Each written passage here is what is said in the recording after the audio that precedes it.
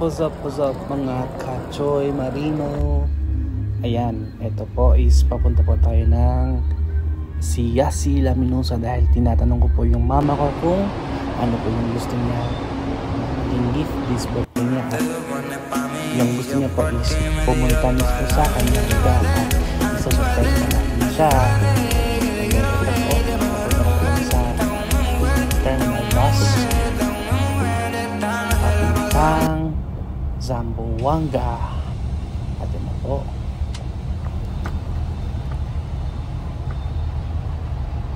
While nagbabiyahe po kami sa papuntang Zamboanga, ito po, medyo masikip po yung place na pinunta namin kasi nga po yung van na rentahan namin is pangkasya lang po sa 10 to 15 person. Tapos meron pong mga bagahe at yun nga po. So let's go. Ayan, kita nyo po, huminto po kami sandali kasi bumili po kami ng mga pasalubong para po sa mga relatives ng mama ko doon sa Laminosa. Ayan, yan po yung dudol, patulakan, latik at iba pa. Yan po ay mga delicacies ng mga kapatid natin mga Muslim. Okay, yan, so gabi na po yan. As of ito pong time na to is umihi kami kasi medyo tawag ng kalikasan, so kaya napahinto muna kami saglit. And dito na kami sa let's see after this. Lapit na sa Zamboanga. Konting tiis na lang, kakarating na kami.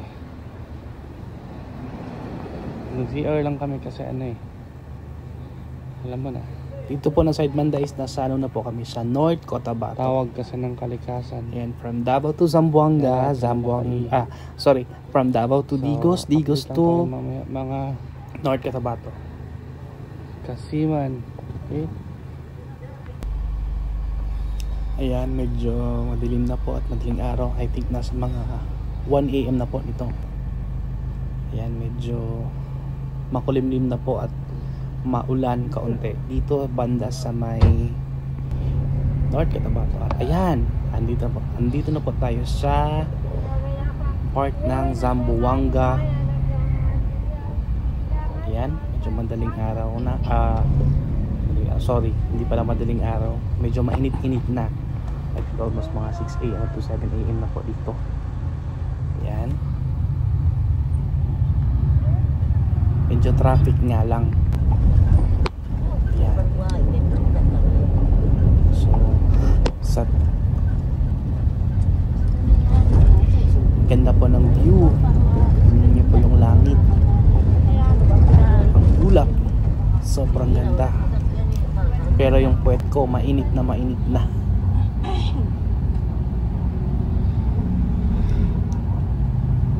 Ayan, so tingnan natin kung saan na po yung next stop natin na station. Ayan, so hi po muna tayo sa Zamboanga Bienvenidos Airport. Yan po. So ayan, at andito na kami sa Lansa, o kaya na tinatawag na Shermina. Ayan, dyan po kami mismo sasakay. Well,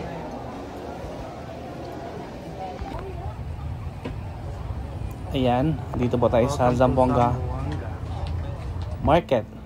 Ayan, tumitingin po muna kami ng mga iilang bagay na kung saan pwede namin bilhin. Kasama ko yung kapatid ko at yung mama ko kasi bibilhan natin siya ng dress niya. Ayan, yung mukha po parang na, sobrang itim. Dito nyo po makikita yung pinaka the best na mga gowns, dress, mga sablay dito po sa Zamboanga. Ayan, super ganda. Ayan. At syempre, di naman po tayo magpapali sa mga pagkain dito. Yung mga pagkain pa na binili namin pasalubong, ito po yung tinatawag na panggi, pinuto, panyalam, at iba pa. At yan, ito pong oras na ito is I think nasa mga 2 PM, sobrang init. Kasi nga po, yung paalis po yung lancha papuntang Laminusa is 3 PM. So, naghahanda na po kami. Piniprepare na po namin yung mga gamit namin at saka dito na po kami mismo uupo at ihiga at matutulog. Kasi yung flight po papuntang Zamboanga to Siasi, Laminusa is nasa 13 to 14 hours po. Ayan. Shoutout po sa mga taga Laminusa and Zamboanga kasi first time ko pong pumunta dito sa side ng mama ko at syempre happy siya kasi nga po pumunta kami doon mismo sa side niya. Ayan. Habang nag-aantay po kami na paalis, ayan, video muna kasi sobrang init. Grabe. Huwag nyo lang pansinin niyo po yung tiyan ko kasi medyo tummy boy po si Marinong Pintote. Ayan po.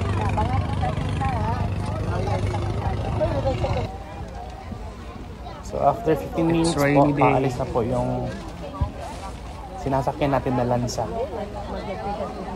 Na tinatawag nilang Shermina. Ayan. Na! Marami pong passengers. Ayan. Medyo makulimlim po yung panahon. Tapos, tinatanggal namin yung trapal kasi nga po maulan. Tapos, after 10 minutes, tinatanggal naman po namin kasi mainit. Tanggal. Tapos, lalagyan naman. Ayan. So, patience is a virtue nga naman. Sabi nga nila.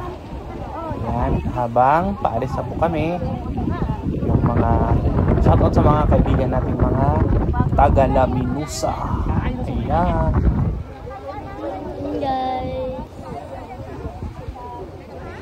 Nasa 4 PM na po yan na oras. Medyo makulimlim na lang po yung tawag nito panahon. Ayan. So wag niyo po akong i-bash kasi first time ko po itong mag-vlog. So, sana po support niyo po ako sa pagpa-vlog natin. And hopefully sana perfect po natin yung pag-e-edit nito. Okay po? Ayan. Ayan po yung mama ko yung nakapurong. First time ko din po kasing makapunta dito sa Laminusa at in Zamboanga po. Every time po akong pumupunta dito, pero dito sa Laminusa is first time. Dito po kasi is side sa mama ko, side sa lola niya, sa papa niya, at saka sa mama niya. Ayan po. Yan yung kapatid ko. Yan yung dala-dala ko kahit saan. Kahit saan lakad ko. Yan, kasama ko yan kasi para ulan na for 2 days video. Ano yung pwedeng bilhin, ano yung pwedeng kainin at bibilihin na pa. Yan.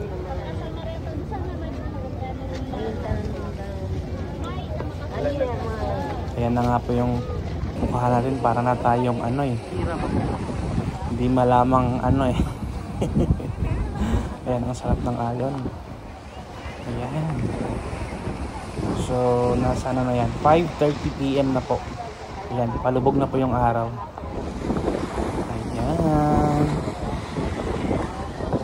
Super dami din po yung pasahero.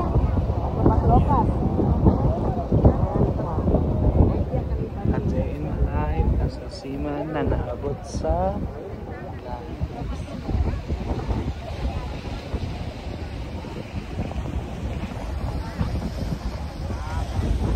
mga paggahin ng mga pasalubong at iilang mga pasalubong para mabigyan na po din yung mga relatives ng mama ko doon sa Laminusa.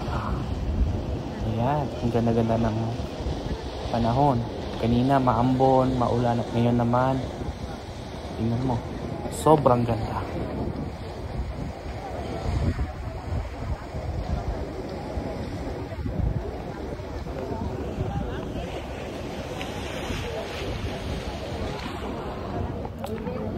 At sa wakas, dumating na po kami. Ito po yung oras is nasa 3 AM banda po. Medyo malapit na po kami sa isla ng Laminusa. Ayan. Wala po masyadong mga ilaw kasi nga po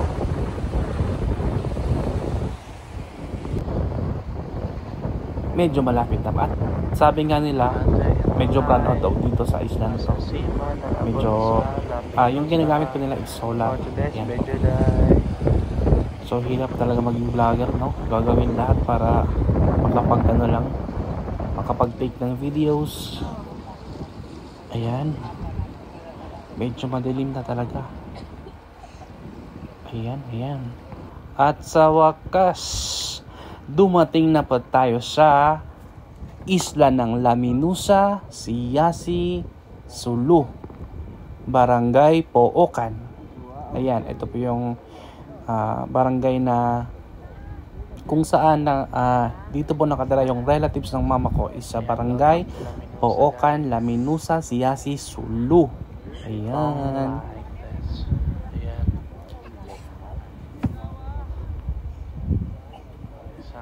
So habang inaantay po yung mga passengers na bababa, ayan, nag-take po ako ng mga kaunting mga videos para po matingnan kung safe ba yung lahat ng mga passengers. And good morning. Ayan. Sobrang ganda ng dagat, ng mga iilang bahay at ng mga panahon. Ayan. Welcome sa Laminusa. The brightest, the shiniest, and the perfect place na kung saan pwede kang mag-gala-gala. Ayan. Ganda ng trees. Ayan. Nahigip ako konti ang vlogger. Ayan. So, ayan. Sobrang ganda ng panahon. Balak ko sanang maligo dito doon sa may unahan. Ang kaso lang, may mga event na kailangan daw munang unahin, sabi ng mama ko, para after that pwede na pong maligo ng dagat at iba pa. At ayan, dito kami sa tawag nito bahay ng tita ko. Ayan, yung mga bata nilalaro. Kinunan ko na lang kasi wala akong magawa dito sa bahay kasi brown out, walang ilaw. Kaya ayan, nagtitake na lang ko ng videos pampalipas oras nila. Ayan, na kung saan yan din yung mga pampalipas oras nila. Yung iba din nagtitinda ng mga pagkain para sa panghanap buhay nila. Ayan, nung una nga nasyak ako kasi bata-bata pa nila pero ang gagaling maglaro. Ayan, A day in my so life as a boring cat na naabot sa sobrang tirik ng araw. today's video Nasa ano na to 1 PM. Yan. Nasa taas po ako at akong auntie. nag-take po ako ng videos kasi doon po sa may unahan may mga ano po, May ganin tawag anay nito, sa daanan na kahoy. Medyo nire-repair po nila kasi nga po yan yung papuntang bahay o isang bahay na kung saan sagrado po at tinatawag na natin na Luma Mehe. Ayan po.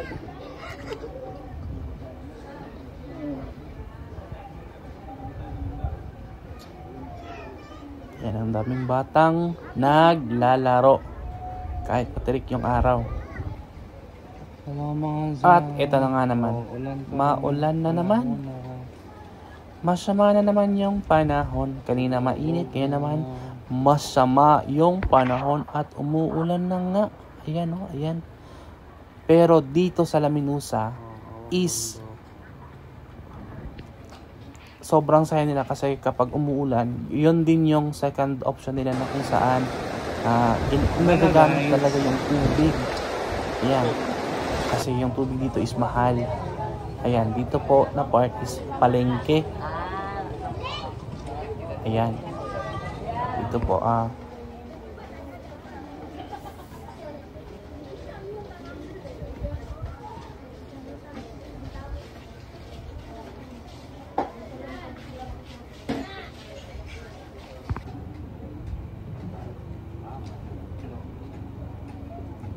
Yan, sobrang perfect at sobrang tawag nito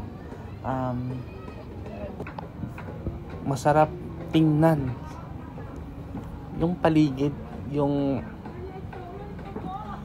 panahon. Tingnan mo. Ayan. Yung hanap buhay po nila dito is yung ilan is mga pangingisda. Ayan po. Yung iba naman nagbebenta ng mga isda sa palengke. Ayan. So ayan, medyo okay na po yung daanan na ginagawa nila.